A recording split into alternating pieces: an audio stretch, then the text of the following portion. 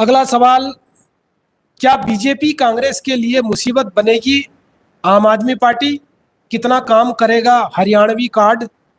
केजरीवाल कह रहे हैं कि मेरी रगों में हरियाणा का खून दौड़ रहा है। देखिए, हरियाणा से ही अरविंद केजरीवाल आते हैं जी।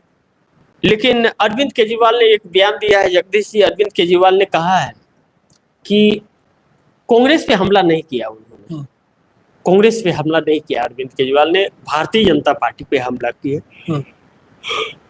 और वह कहे कि हरियाणा में बगैर आम आदमी पार्टी के कोई सरकार नहीं बना पाएगा। जी। मैं कहता हूं कि कांग्रेस तकरीबन 70 सीटों के आसपास लेकर के आ रही है हरियाणा के अंदर। Bharatiya Janata party single digit पर आती हुई नजर आ रही है। मैं शुरू से कह रहा हूं कि भारतीय जनता पार्टी 8 से 12 सीटों के बीच में रहने वाली है, 12 सीटों को क्रॉस करने वाली नहीं।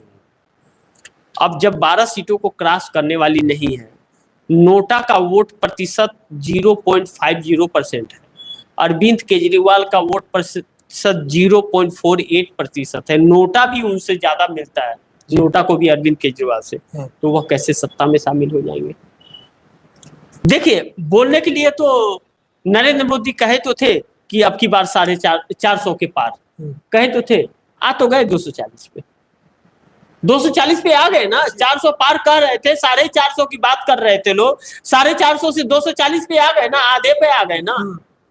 तो यह क्या नाम है कि देश की जनता जिस तरह से सबक सिखाई है, हरियाणा में तो बहुत आक्रोश है। हरियाणा में तो आपने गोलियां चलाई है, बाकी जगह तो गोलियां नहीं चलाई थी, लेकिन हरियाणा में तो किसानों के ऊपर गोली चलाई है।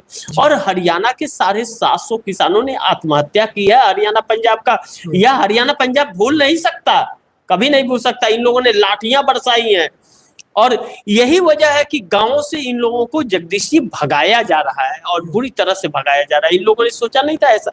जब नरेंद्र मोदी का रैली कैंसिल कर दिया जाए, गृह मंत्री बीच में रैली छोड़ करके चले आए, मनोहर लाल खट्टर पौने 10 साल सीएम रह करके हरियाणा का स्टेज पे खड़ा ना हो पाए और भाग आए, तो इससे पता चलता है कि भाजपा की क्या हालत है। वहां पे उनको एक प्रत्याशी ढंग का नहीं मिल रहा है चुनाव लड़ने के लिए, और क्या नाम है कि निर्दलियों को वह सपोर्ट कर रहे हैं।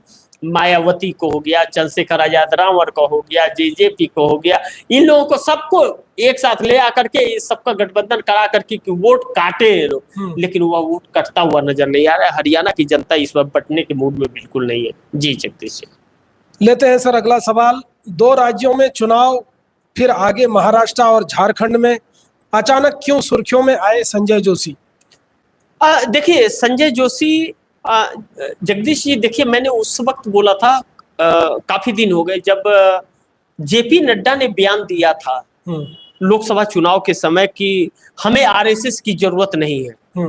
उस वक्त मैं अपने प्रोग्राम में, जब लोकसभा चुनाव अभी नहीं हुआ था, लोकसभा चुनाव का ऐलान हुआ था, तारीखों का ऐलान हो गया था, आचार संहिता लग गया था, अभी वोटिंग शुरू नहीं हुआ था, तभी मैंने कहा था कि आरएसएस के बगैर यह जीत नहीं सकते। आरएसएस के प्रचारक निकले नहीं सड़कों पर, और क्या हालत हो गया, भारतीय जनता पार्टी 240 पे सिमट गई। हकीकत अगर कहें जगदीश जी, तो भारतीय जनता पार्टी 160 सीटें जीती है, 80 सीटों पर खेल है, यह मानना पड़ेगा। क्योंकि देखिए, जिस तरह से एडीआर ने पिटीशन किया, जिस तरह से चुनाव आयोग का जो रवैया है, उससे यह साफ साबित होता है कि 80 सीटों का खेल हुआ है, यह सच है, इससे इनकार नहीं किया जा सकता। लेकिन यहाँ पे जगदीश जी, नरेंद्र मोदी जिस तरह मुसीबत में आ गए हैं, हरियाणा के अंदर कुरुक्षेत्र में गए थे, कांग्रेस कांग्रेस कांग्रेस कांग्रेस कांग्रेस ही करते रह गए। 10 सालों में काम क्या किया? तो घर में नल और नल में जल। अभी भी हरियाणा की बहुत सी जगह हैं जहां पानी नहीं है, पानी के लिए मुसीबतें होती हैं जगदीश जी। नल तो है बट जल नहीं है, समझ गया ना, यह हालात है। इन लोगों ने गोलियां तो चलाई है किसानों के ऊपर, लेकिन उनको सुविधाएं नहीं दी है। यही मनोहर लाल खट्टर कहते थे, नहीं 3 कृषि कानून वापस नहीं होगा, नहीं होगा। किसानों के लिए रोड खुदाई करवा देते थे, रोड पे दीवार चलवा देते थे। यह सब पार करके, मुसीबतों को पार करके लोग दिल्ली के बॉर्डर पे आए हुए थे और दिल्ली के बॉर्डर पे 13 महीने किसान बैठे हैं जगदीश जी, अपना घर परिवार खेत बाड़ी सब छोड़ करके आए थे। बिल्कुल इतनी आसानी से माफ नहीं करेंगे वो लोग, बिल्कुल यह तय है। आप जिसका परिवार आत्महत्या कर ले आपके वजह से, वह आपको वोट देगा? हाँ, तो वह तो चेहरा भी देखना पसंद नहीं करेगा। यही वजह है कि लठ लेके लोग दौड़ा रहे हैं, जिन्हें बेटियों की इज्जत ना हो, जिनके सामने, जो बेटियों के साथ बर्बरता करते हो, वोटों की चोरी करते हो, झूठ बोलते हो, चिकारी करते हो, उनसे हरियाणा निजात पाना चाहिए। लेकिन एक चीज और जगदीश जी, कि हरियाणा बहुत बड़ा एक संदेश इस देश को देने जा रहा है। हरियाणा चुनाव के बाद सारे समीकरण बदलने वाले हैं और महाराष्ट्र चुनाव का रिजल्ट आने के बाद अगर भाजपा के पक्ष में नहीं आता है तो भाजपा की विदाई तय है। और मैं यह गारंटी से कह सकता हूं कि भाजपा नहीं आ रही है। जम्मू कश्मीर के भी कुछ हालात ऐसे ही दिख रहे हैं सर। हाँ जगदीश जी, वो कटरा वाले साइड में आप देख लीजिए, जम्मू में देख लीजिए, 28 प्रत्याशियों को तो खड़ा ही नहीं किया है भारतीय जनता पार्टी ने, इसको प्रत्याशी नहीं मिले खड़ा होने के लिए।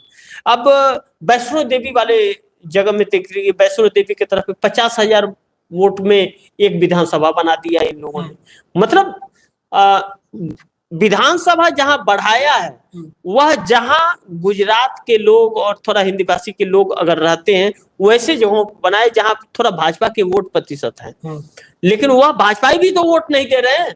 आप वहां के आदमी को टिकट नहीं दे करके बाहर वाले को ला रहे हो। वहां पे बहुत उठा पटक हुआ था, भारतीय जनता पार्टी का बगावत बहुत ज्यादा हो गया था। जिस दिन टिकट ऐलान हुआ था उस दिन तो आप बता रहे थे कि क्या नाम है कि आधे घंटे में सारे वापस ले लिए लोगों ने, जो रिलीज किया था नामों के लिस्ट वापस ले ली लोगों की, और फिर उन्हीं लोगों को 10, 15 करके ऐसे करके उन्हीं लोगों को फिर से रिपीट किया कि मतलब एक बार में बगावत ना हो, क्योंकि उन्होंने हंगामा कर दिया था। हाँ, पार्टी ऑफिस में। हाँ, और वह फिर वही चीजें आई तो वह हंगामा अभी भी है। और वहां तो लोग कसम खाते हुए नजर आ रहे हैं कि माँ वैष्णो की कसम भाजपा को हराना। जब भाजपा के लोग इस तरह से कर रहे हैं, इसका मतलब भाजपा का कितना वजूद बचा है आप देख सकते हैं। एक चीज है जगदीश जी कि राहुल गांधी के अंदर इस देश के युवा और महिला जो है और बुजुर्ग, वह एक उम्मीद की किरण की नजर से देख रहे हैं। यह सच्चाई है। जी जगदीश जी।